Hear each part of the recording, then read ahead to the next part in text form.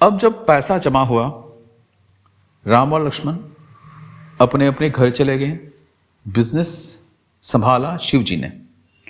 अब शिव जी ने देखा कि राम और लक्ष्मण चूंकि मिल्क शेक्स और आइसक्रीम्स बेचेंगे, ऑब्वियसली खरीद के नहीं बेचेंगे, वो बना के बेचेंगे।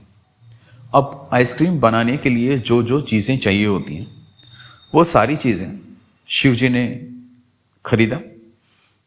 और न सिर्फ चीज़ें बल्कि कुछ लेबरर्स को भी हायर किया। लेबरर्स तो नहीं बोलते हैं इनको, कुछ लोगों को भी हायर किया, ओके, जो आइसक्रीम और मिल्कशेक बना सकें।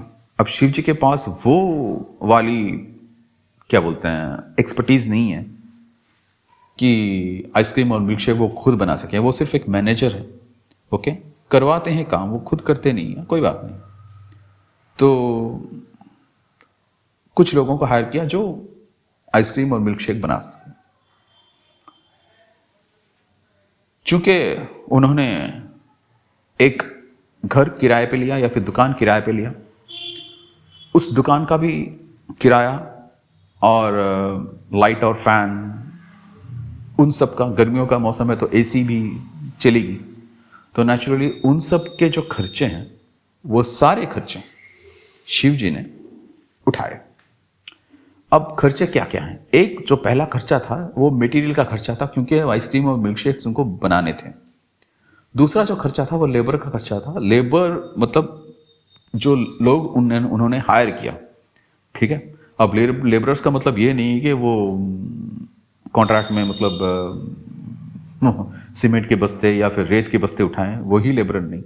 जो भी रॉ मटेरियल को फिनिश्ड गुड्स में कन्वर्ट करता है, हम ये मान के चलते हैं कि वो लेबर है।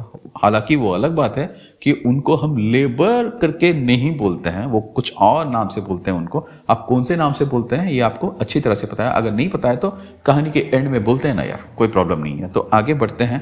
तो शिव जी के खाते में, मतलब शिव जी के बिजनेस में तीन तीन खर्चे हुए हैं।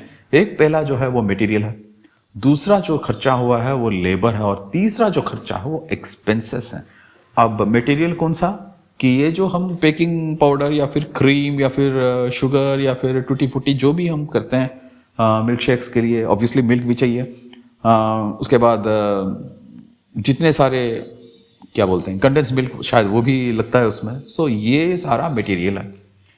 लेबर तो जो लोग हायर हुए हैं उनको तो पैसा देना पड़ता है, वो कोई प्रॉब्लम नहीं है। और एक्सपेंसेस ऑब्वियसली किराया है, एसी का खर्चा है, लाइट फैन का खर्चा है, ये सारे खर्चे हैं।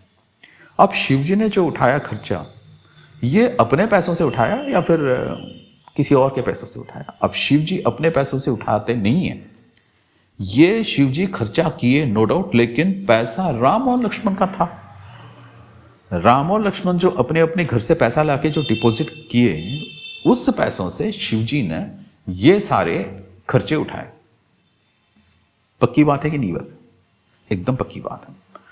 तो दूसरी कहानी को, दूसरा पार्ट को हम रिकैप करते हैं। रिकैप में हमने क्या किया कि यार शिव जी ने खर्चा किया, मटेरियल में खर्चा किया, लेबर में खर्चा किया, ओवरहेड्स या फिर एक्सपेंसेस में खर्चे किए। यह पैसा शिव जी ने राम और लक्ष्मण का दिया हुआ बैंक अकाउंट से, मतलब पैसों से जो बैंक एक अकाउंट में, जॉइंट बैंक अकाउंट में डिपॉजिट हुआ था, उन पैसों से ये सारे खर्चे किए। ठीक है, तीसरा पार्ट रिकॉर्ड करता हूं, ध्यान से सुनिए।